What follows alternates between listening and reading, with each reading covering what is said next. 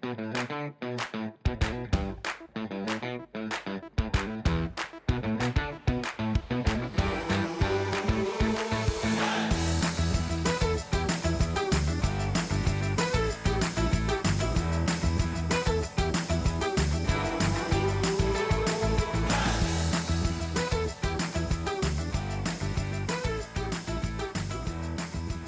and welcome to Square Talking, the Cheshire Freemasons Podcast. I'm Neil Lloyd, and with me this evening, as always, is my brother, both in Freemasonry and in real life, Keith. Hello. And we've also got Captain Iain with us as well, as usual. Good evening, everyone. How is everyone? I'm very well, thank you. Yeah, not too bad. Been anywhere exotic? Tunisia today, early start, but was no dramas, in and out pretty quickly, but back by 2 o'clock, which was nice to see. Weather was glorious there, as usual. Let me ask you a question. You know when you're flying the plane? Yeah. Do you do other things at the time, like listen to Audible or, no? Yeah, I watched some Netflix today. Really? Yeah. And so it's not like driving a car. You don't have to be kind of completely focused on all the buttons and... No, obviously we have to be paying attention to what's going on, and safety is always our number one priority. But there is times where you can have a bit of a break, and there's obviously two of us there for a reason, and so there is little bit of breaks times that's factored in where the other person has the main bit of control.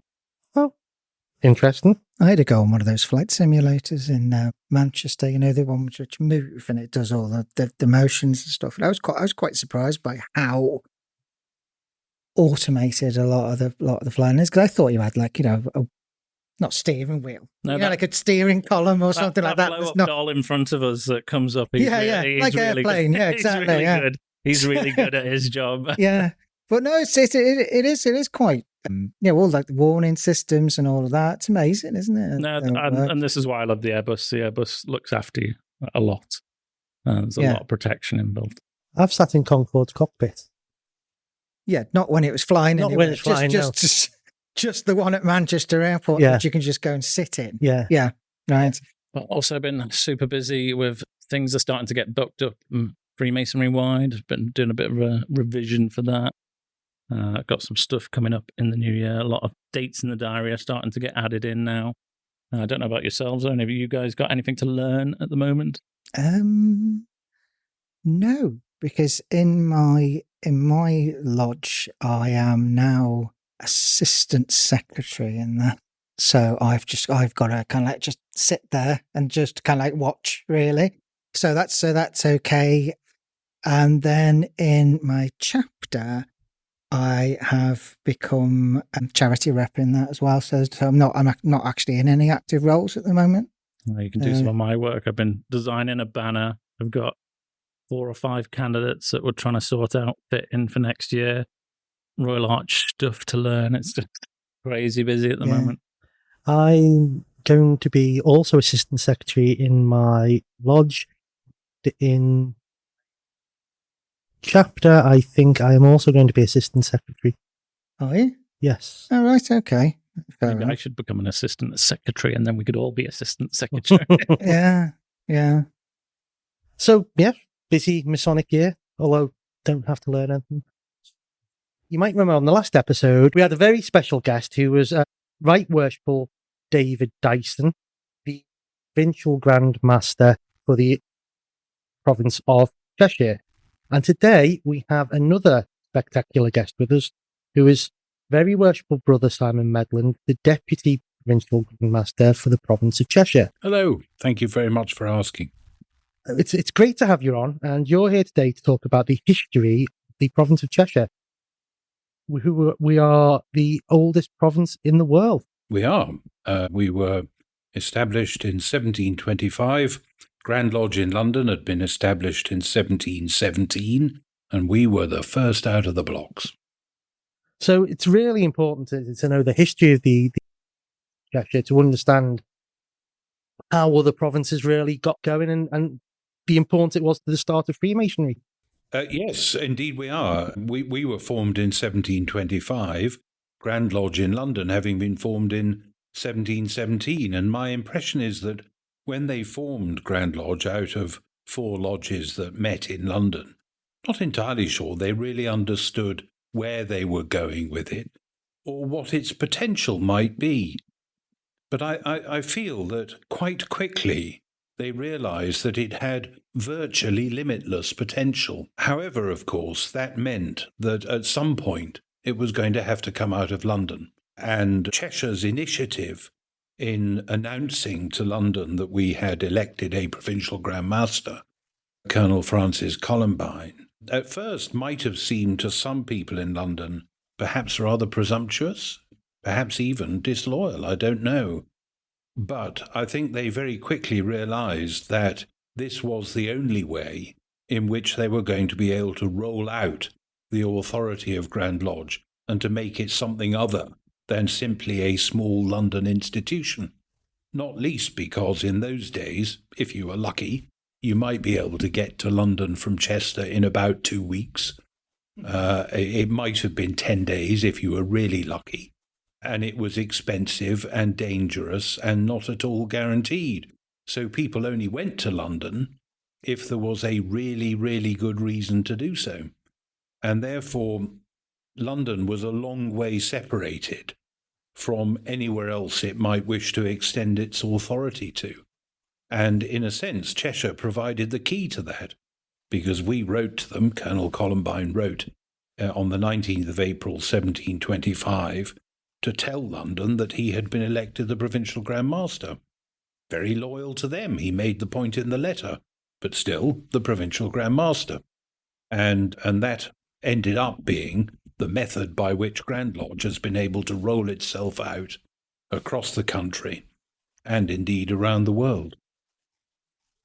So, Simon, can you briefly describe what Cheshire looked like in those early days of how many lodges, where they were sort of around, which then he declared himself as the Provincial Grand Master? He did, and there were lodges based in Chester itself, which of course was the ancient capital of the county, and more than just the capital of the county, it was a very important local administrative area, because Cheshire, from the earliest days, from the Norman conquest onwards, was what was called a county palatine.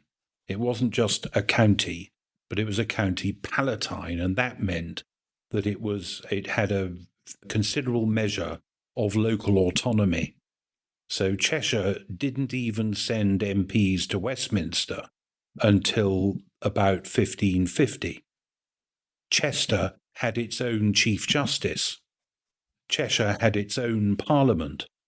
And that measure of independence, stemming from its position, really, because it needed to be independent so that the local leaders could be effective in keeping an eye on the Welsh and in keeping an eye on the Irish, which have been pressing issues since the days of the Romans. And so that was very important. And Chester and Cheshire had a strong sense of self-importance and local importance. And Freemasonry in Chester and in Cheshire had undoubtedly been going on for about 100 years or more before Colonel Columbine wrote to London to say he was the Provincial Grand Master. Now, I say 100 years or more. I feel that in one sense or another it had been going on a great deal longer than that, but of course written records to prove it are very thin on the ground, if they exist at all. So you have to delve into what there is and extrapolate from that the underlying facts. Now, when Columbine wrote to London on the 19th of April 1725, there were then 3 lodges in Chester, with about 80 members between the 3 of them. And in what was then a small cathedral city, to have 80 members meant that it was obviously, locally, a very important and attractive thing, because 80 men out of, as a proportion of the men who could have been Freemasons, namely those with a bit of education, a bit of free time, a bit of free money, there weren't that many of them around. And in my Prestonian lecture, I've done a sort of amateur calculation of this to compare it to how it would be today if we had the equivalent of 80 members proportioned to the population of today's Chester. And I reckon that it equates to there being today about 950 members just in Chester alone. So it gives, in that sense, when you look at it that way, quite a sense of its importance and success. And I would say it was even more than that, really, because not only is it a numbers game, but we have to remember that Chester was a small cathedral city, and anybody who was anybody would know everybody else who was anybody. And therefore, to be a Freemason was obviously an important thing. Now, that's not to say that it was only limited to people with lots of money or lots of power. And this is an important point to make, because Columbine, in his letter to London, made the point that he had deliberately separated the 80 members into 3 different lodges so that everybody would feel comfortable in their lodge. In his lodge, which met at a pub called the Sun, which sadly doesn't exist anymore, the members were obviously from the top drawer locally. They were army officers like him. They were big landowners. They were aldermen. They were civic leaders. So they could afford to entertain themselves at dinner in quite a smart style and wouldn't have wanted to restrict themselves. Whereas other members that he had under his command were not, as he put it, some of them were but poor artificers. So they were joiners, carpenters. Of course, there was no pension or social security in those days. You stopped working, you stopped having money.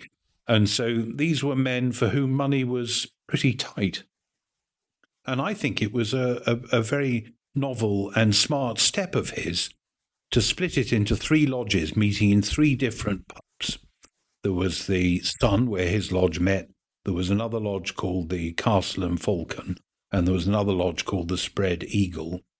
And that meant that everybody could meet Masonically at a level that was achievable for them. I think it's a very far-sighted move, really. And so do those lodges still exist today? Well, we'll come back to that in a second, because there's a bit of a tale about it. But that wasn't the end of the story for Columbine, because he also wrote in that same letter that he'd been elected Provincial Grand Master, not only by those 3 lodges, but also by a country lodge, in other words, in Cheshire but not in Chester. I think it would have been in Macclesfield or Congleton, and also a lodge in Lancashire. And that, I feel certain, must have been in Warrington, which in those days, of course, was in Lancashire, although just over the Mersey, just over the border. And I'm confident that that lodge in Warrington would have been the successor to the lodge which a man called Elias Ashmole joined in 1646, all of which is very well documented in Ashmole's diary. So overall, Columbine had 100 and something members, I would have thought. Quite a lot, really, a notable body. And on the basis of that, they elected him Provincial Grand Master, in fact, on the 27th of December, 1724. But communications were so bad in those days that he only got round to telling London on the 19th of April, 1725. And so it's from that date that we date our existence as a province, certainly an existence of a Provincial Grand Master. London are still a little bit touchy about this as to whether it's actually the beginning of the province or simply the fact of having a PGM. So I need to be careful how I express it. Anyway, you asked, does it still exist? Not really, not properly, but its successor does. Because what happened was that the lodge that met at the Sun was Provincial Grand Lodge. There wasn't a separate thing as there is now. In fact, not until about 1840 was there a separate Provincial Grand Lodge.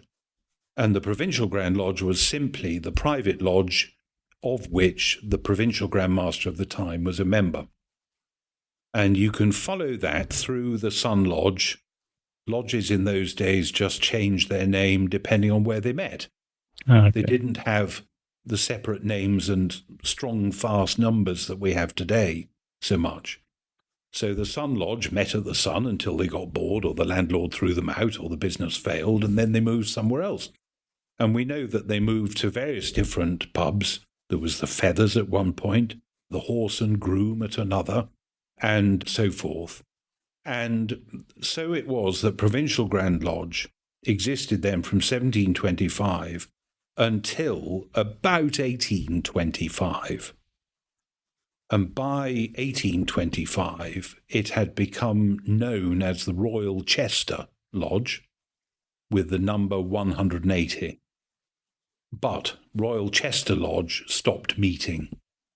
And they stopped meeting because the economic times, rather like we went through after the First World War with the Great Depression, by the mid-1820s and early 1830s, there was massive economic depression. We'd spent ourselves bare on the Napoleonic Wars. There were a series of bad harvests. There were very, very difficult economic times. And Freemasonry in Chester itself effectively came to an end because the Royal Chester Lodge stopped meeting. And then when things got better in the early 1830s, all the members of the Royal Chester Lodge wrote to London and said, we're interested in reviving Royal Chester Lodge. And London said, oh, that's excellent. We've been waiting to hear from you because there are all these back dues for the years that you haven't been meeting, you see, and you haven't closed it formally. You haven't sent the warrant back. So therefore you owe us all the back dues. At which point the members of Royal Chester Lodge decided that they were not going to revive it and instead, in its place, established what is now my lodge, Cestrian Lodge, as a new thing, thereby avoiding paying all the back dues. A little bit slippery, but such is life. And so it is that it doesn't really exist, Sun Lodge, but it almost does now in its successor form, Cestrian. Excellent. So what is the earliest record that you've then come across in your research? I think it depends where you draw the line. Freemasonry is a social organization which has as its moral driving force universal values to which any good person, regardless of their country of origin, regardless of their religion, any good person can subscribe. And it builds on the story in the Bible of the building of King Solomon's Temple, which has many messages within it. Amongst them are, if you work together under a good leader towards a common plan to do something for the public good, you make the world a bit of a better place. That's one story. And when you take that story and mix it with the social reality of life in small cathedral cities and in London at the time, you find a route by which men were meeting socially under what were then the livery companies, the Masons Company. And you realize that the Masons Company had as its driving force the story of Masons, and the Masons were the men who built King Solomon's Temple. And so it's then quite easy to make that step from actual masonry, knocking stones out of quarries and making them good to put into buildings, into something that wasn't actual masonry, but was speculative, theoretical, philosophical, as you might say, to take the story of the Masons and put it into that social context of the livery company, the Masons Company. That existed in London, and there were Masons companies that existed in Chester, in York, in many other big cities, because there had always been a need for highly skilled men to work as masons, building the castle, building the cathedral, building everything else. But by the 15th century, thereabouts, perhaps a little earlier, the need for highly skilled masons was going down. There were no cathedrals being built. There were no castles being built. All the ones they needed had already been built. And besides, there was a new building material coming onto the scene, namely bricks. which require skill and hard work, but do not require the level of hard work that you need to be, the level of skill that you need to be a mason. And so the companies which had been set up to look after the interests locally of the highly skilled masons became instead more social enterprises where they would meet for dinners and they had a social prominence locally and they were involved in the mystery plays at Easter and Trinity and all of that.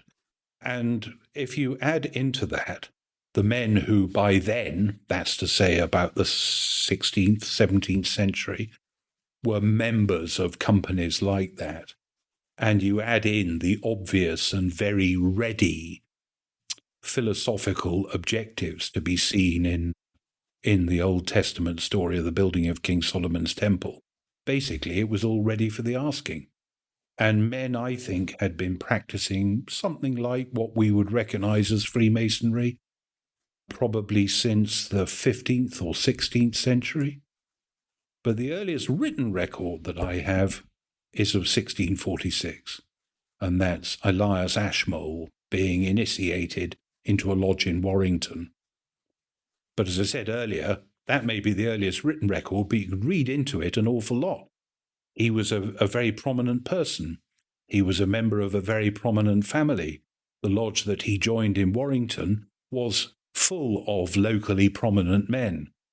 And so therefore it must have had a considerable existence before he joined it. Do you see what I mean? Yeah. History is a fascinating thing that we continue to discover more and more about. And obviously there was a lot going on back then before that written document came about. So we've had such an interesting birth and growth throughout history, and it's fascinating to hear about where it's all been coming from. Well, absolutely. And Ashmole joined the lodge in Warrington in 1646.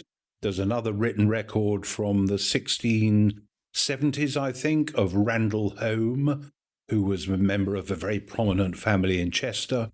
He was a member of a lodge then that had, I think, 25 or 26 members, undoubtedly. And then rather the next records that we get is from the 1680s, proof that of his membership. And then, of course, we get into the 1700s when you have Grand Lodge being formed in London and the lodges in Chester achieving the level of success that they had.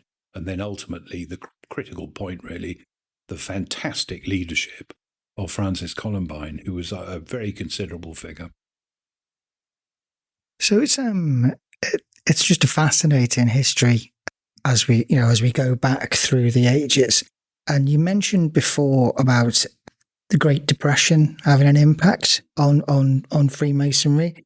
So what are the key historic events or moments that have impacted on the province? Golly, the province, I think, has had to react to world, national and international events in a number of different ways. And, for example, as we will well be known almost in the memory of members of lodges now, during the Second World War, Freemasonry was suspended for several months. And then when it began again, you had to, as it always said on the summons, forget not to bring your gas mask and so forth. And they would have had a short meeting and a light dinner. Apart from anything else, rationing would have enforced that. And so it was also in the First World War. And there have been impacts on Freemasonry, as I was describing earlier, the basic cessation of Freemasonry in Chester in the late 1820s, in the wake of the Napoleonic War and the economic depression thereafter. And if we think about it in its most sort of utilitarian way, it's a voluntary expenditure pastime, isn't it? However much we love it and however important it might or might not be in some people's view, at the end of the day, it's a voluntary expenditure pastime. And if money is very, very short in people's pockets, then it'll be the first thing to go, because you have to get rid of all of those things to make sure you can carry on looking after the family. So that has undoubtedly had an impact and continues to do so. You can chart economic prosperity, recession, and the like in the numbers of Freemasons. And I see, being DPGM, the numbers in and the numbers out. And you can get a sense that when times are uncertain, hard, people are worried about not being present at their job, worried about spending money that they might need for important things in life, then people will drop out. And it's, I'm afraid, a fact of life that we have to cope with. I suppose, and recent history as well, we've lived through COVID and the impact that COVID had on Freemasonry as well, because I know from our own lodge, we went from planning our next meeting to all of a sudden, well, you can't do that because we're not allowed to meet up, and that can't meet at all. And then when we did meet, it was very difficult, and because we have quite an elderly age profile by and large, that therefore means that quite a lot of our members were perhaps abnormally susceptible to illness and would have wanted to be very careful. And I know, and it's a matter of great sadness to me, I know several Freemasons, one, in fact, my predecessor as Deb, and sadly died now, but for years after COVID, he, who had been Deb and a major figure in Cheshire Freemasonry, wouldn't come out because he had it in his mind that it was very dangerous to do so. Because, of course, we had all that drilled into us by the government, aiming to do the right thing. I won't trespass into questions as to whether it was the right thing or not, but I think we can all say fairly that they were aiming to do the right thing. And that made a lot of people very, very worried. And therefore they wouldn't come. And that, again, as you rightly remind us, was a very sad period. So, yes, we exist in the world at large, and we are prey to the forces in the world at large, national and international, undoubtedly, sometimes for the good, ultimately. For example, after the Second World War and after the First World War, Freemasonry had an enormous increase in membership because there were millions of men who had lived a drilled, masculine-centered life in the army and were looking to replicate that once they were demobbed. And the number of lodges that were founded after the Second War, and indeed after the First, was absolutely enormous. And now, of course, we're dealing with the downslope from that. All the lodges that were formed, perhaps we had too many. And so with the decline in membership that came in the more recent times, that's meant now that a lot of lodges have been closing. But we're absolutely alive to that in the province. And we try very hard to manage the process. Obviously, our real interest and duty is to our members, not to any particular lodge name. But if a lodge can be reformulated and help to succeed and exist, we'll do it. But ultimately, our interest must be with our members. We have to manage that process, which we do, or try to do anyway. And as I said on my last episode, my campaign to get a fine dining lodge up and running is one of my ambitions. Ah, well, have you tried the Ashlar Dining Club, which is quite Area 5, but is based at Cheshire View? And the cook, the chef at Cheshire View, absolutely pulls out all the stops to get that done. Now, of course, that's a club. It's not a lodge, and it's not to say that there isn't room for a fine dining lodge. There might well be. There might well be. And we have established that the fine dining lodge will not have gravy boats. Yeah. So are there any famous Masons from Cheshire's past? Well, I'm sure that there are. One particular one that springs to mind is Field Marshal Combermere, Stapleton Cotton. And he was Provincial Grand Master for 30 odd years or more. And when he became Provincial Grand Master, he had behind him already a fantastic and very long military career. He was very close friends with the Duke of Wellington, and but for him having fallen out with the Prince Regent, I'm sure he would have had a pivotal role to play at the Battle of Waterloo. But the Prince Regent wouldn't have him because he thought he'd embarrassed him at some point. And that was regrettable. But Stapleton Cotton was a remarkable man. They're a family at Cumbermere Abbey in the southern part of Cheshire. And he became an army officer and had the great good fortune to be very fit, very healthy, to live a very long life, which was not something granted many officers then. He fought with enormous distinction in India, and his battle honours are on his plinth. He's the man on the horse outside Chester Castle. And in retirement, he became the Provincial Grand Master of Cheshire. And he was a man who led from the front and had a very clear strategic vision as to where he wanted the province to be. He was the one who decided that Provincial Grand Lodge was going to be a separate thing and not just the private lodge where the Provincial Grand Master was a member. And he was a very strong character, a very famous man in his day, and a very notable member of our order in Cheshire. We've had also numerous famous clergymen, amongst whom was Geoffrey Fisher, the Archbishop of Canterbury, who crowned Her late Majesty Queen Elizabeth in 1953, and he was a member of St Anselm Lodge in Chester, which had been specially founded to cater for clergymen or to attract them, because it met on a day when they weren't very busy in the cathedral. And I'm sure there are many others. So we've mentioned on the podcast previously about Cheshire's tercentenary, and you were a key planner of the tercentenary celebrations. So what was that experience like for you, and what do you think it meant for Province? Well, for me, it was an exhausting privilege. It was the high point of my Masonic career. I've never been involved in something that was so important or so demanding.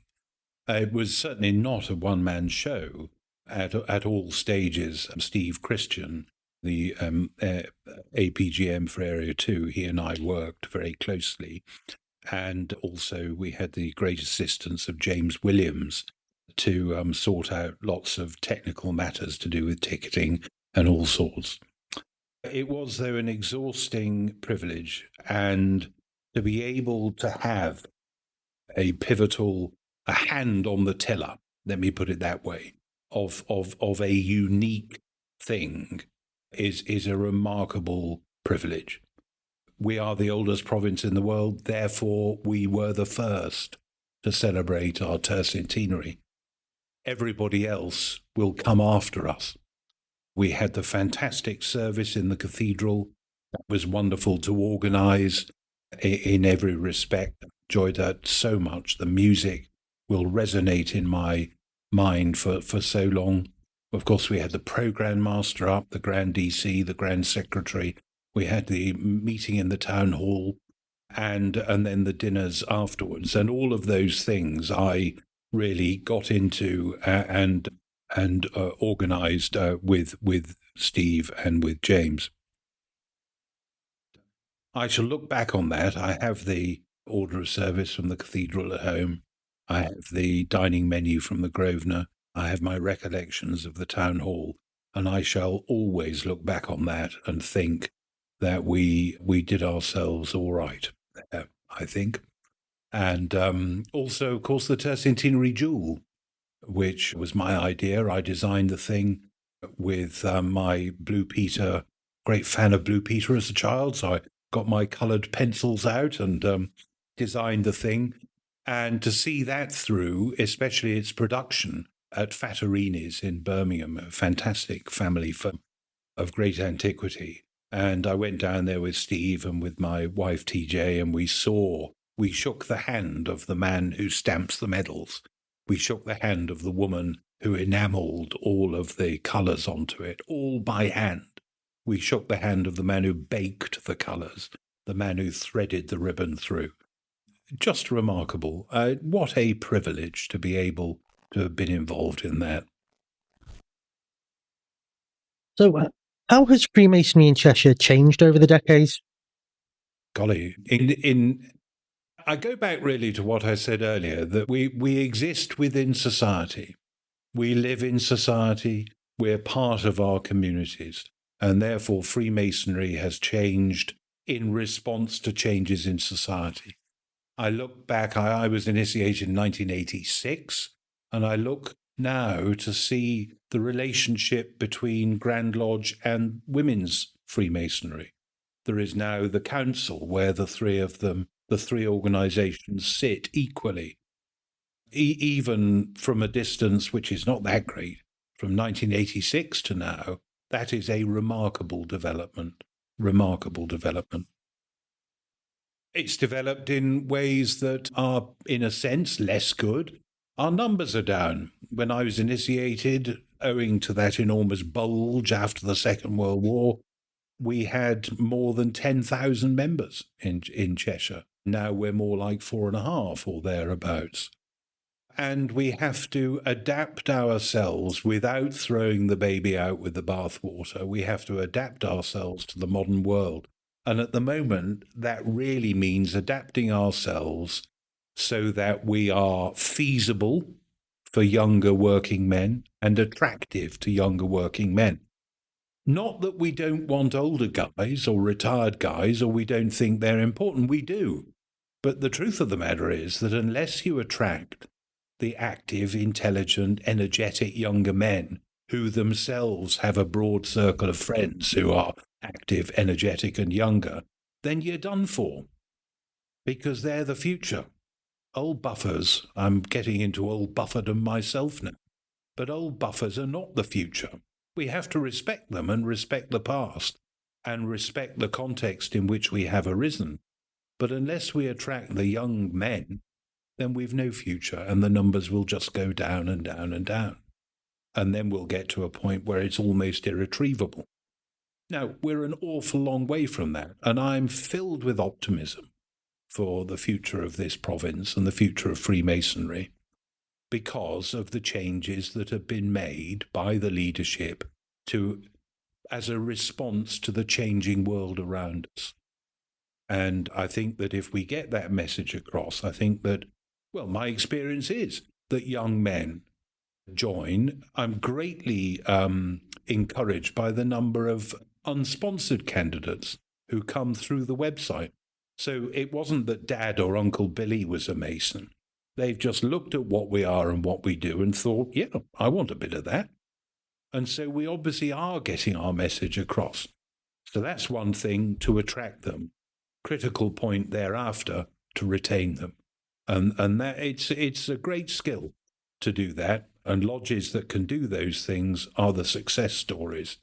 And then you look at lodges that aren't. They're not making headway. They haven't adopted the pathway. They've not looked at new ways of doing things. They're always stuck in the past. And those are almost invariably the lodges where the membership is just dwindling. And there's a very obvious message in that for all of us. Yeah. So obviously, Freemasonry does need to evolve in some way. But do you think there are anything in Freemasonry that will never change? Yes, I think the fundamental principles are the things which would never change. And if they did, I'd be the first to resign. Because one of the key driving attractions of Freemasonry for men over the years has been, as I said, rather the top of this show, has been that we have adopted and adapted universal values that do not depend on people's religion. I might add also, they don't depend on whether you are able-bodied or disabled. They don't depend on whether you are dark-skinned or light-skinned. They don't depend on whether you're gay or straight. They're universal values which fit with a well-lived Christian life as much as they do with a well-lived Jewish life or Sikh life or Muslim life. And they also, frankly, fit with a life where people are not driven by faith.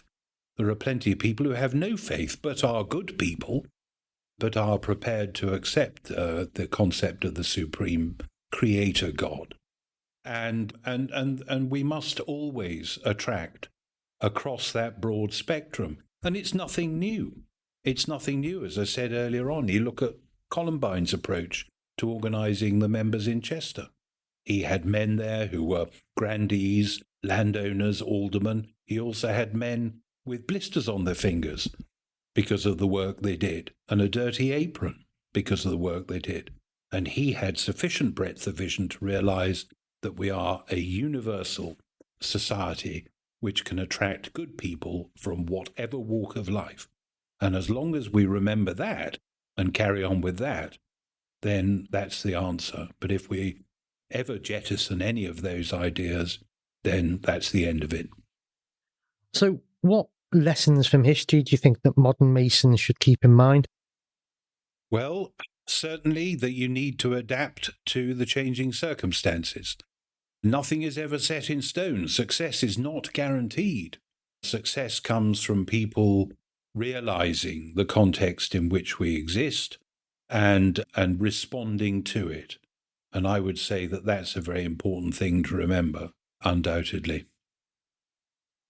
Simon, it's obviously you've spent a lot of time and energy delving into the past, and it's been a great privilege to explore some of those avenues with you today. If someone wanted to learn a bit more about Masonic history, where would they start? Where would they go and look? Well, there are lots of sources of Masonic history. Some of them are good and some of them are absolutely rotten, because there's no doubt about it that an awful lot of utter tosh has been written about Masonry and Freemasonry over the years. The Grand Lodge website is a good starting point, ugle.org.uk. The Cheshire Freemasons website, cheshirefreemasons.org.uk. And if you wanted to drop me a line, you could send me an email at dpgm@cheshiremasons.co.uk, and I would very happily drop you a line back with some historical notes. Alternatively, if you're already a member and you can get a ticket, then you can come along to one of my Prestonian lectures. I'm doing my one in Cheshire on the 27th of September in Hume Hall at Port Sunlight under the banner of Cheshire Provincial Grand Stewards Lodge. And if there are any tickets left, then you can get yourself one.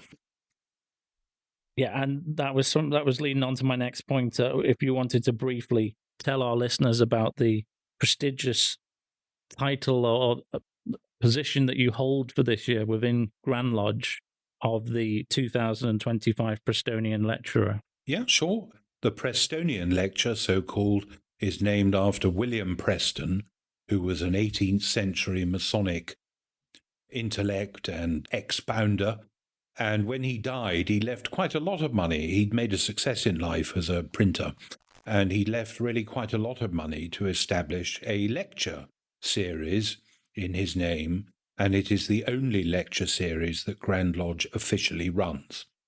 And it existed very happily and successfully after his death, and then it fell into abeyance for a while and was then revived. And now, every year, a lecturer is chosen.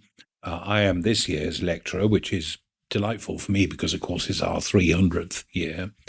And my lecture is to do with the beginnings of Freemasonry, the beginnings of Freemasonry in Cheshire, and to have a look at how it developed in other places, particularly Lancashire and also York. And I've done the lecture already in Lincolnshire. You do 4 official deliveries a year, and then you can do other ones as well. So I've done Lincolnshire, which was very nice. I fondly imagined I'd be going to perhaps Newark or Lincoln or somewhere like that. It was in fact held in Grimsby. and a very jolly time it was too, actually. I don't want to sound sarky about it. It was very lovely in Grimsby. And I've got Cheshire Provincial Grand Stewards on the 27th of September. I have another one in Bedfordshire in October, and then one in London as well. And I'm also been invited by John Thompson, who's now Assistant Grand Master, to go and deliver it in Durham, which would be a great joy, because I absolutely love the northeast of England, almost as much as I love the county of Cheshire. Very good. I can't wait. I've already got my tickets, so I will be looking forward to seeing you there on the 27th of September. So it brings us on to the last segment of our interview today. And this is something which we ask every one of our guests that comes onto the podcast, and we've also answered it out ourselves. And there's two questions which we would ask you. The first one is, if you imagine that we have got a Masonic time capsule, and into this infinite time capsule, which is bigger on the inside than the outside, you can place anything from Cheshire Masonic history into the time capsule to be looked at in 100 years' time. So what would you choose to place into that time capsule? Well, I think an easy answer to that would be the tercentenary jewel, since that in one thing captures the whole story in a sense. I would like to hope that in 100 years people are still wearing it, so you wouldn't need to put it into the time capsule.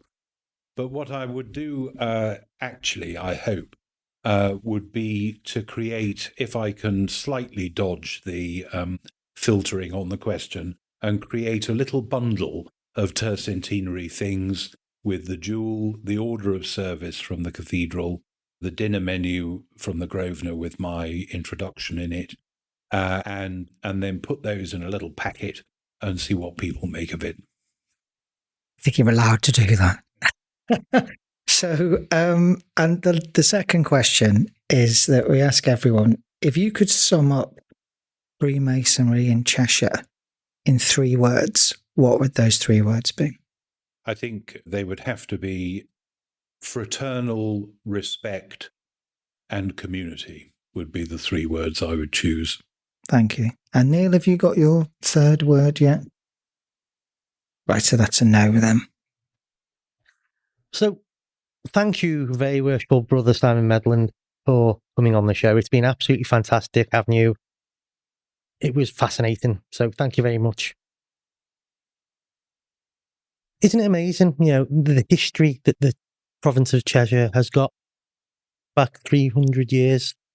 Imagine if we could step back in time to those days and look at those first meetings that they held. I know. And see how different or similar they might be. I couldn't agree more about it. And when I've only seen a photocopy of the letter that Columbine wrote, and I think that it was written by a secretary or scribe, but he signed it himself. And the tingle that I get from even seeing a photocopy of his signature, because it fits so much with what I expect him to be. Expect him to have been as a man, because it's big and bold and vigorous, and it's great big strokes, and it's very confident, and he obviously knew what he had in mind for us, as indeed he did in his military career. And I would very much like to have met the man. And he put us in good stead for where we are now? Well, he was, I think, exactly. I couldn't have put it better myself. Absolutely. One last time, thank you very much for coming on. In our next episode, we're going to be looking at climbing the ladder, the journey beyond the 3rd degree. So that's going to be a bit of a different episode altogether, really. So I'll see you next time, gentlemen. Okay, yeah, see you next time. Thank you. If you can remember, if listeners want to share stories with us, photos or memories, then we can be contacted at podcast@cheshiremasons.co.uk. Or we've got a website, which is cheshirefreemasons.org.uk/square talking. And we're also on the Instagrams, the socials, and the TikTok. So until next time, thank you. Thank you very much indeed for having me. Thank you. Bye-bye. Goodbye. Bye.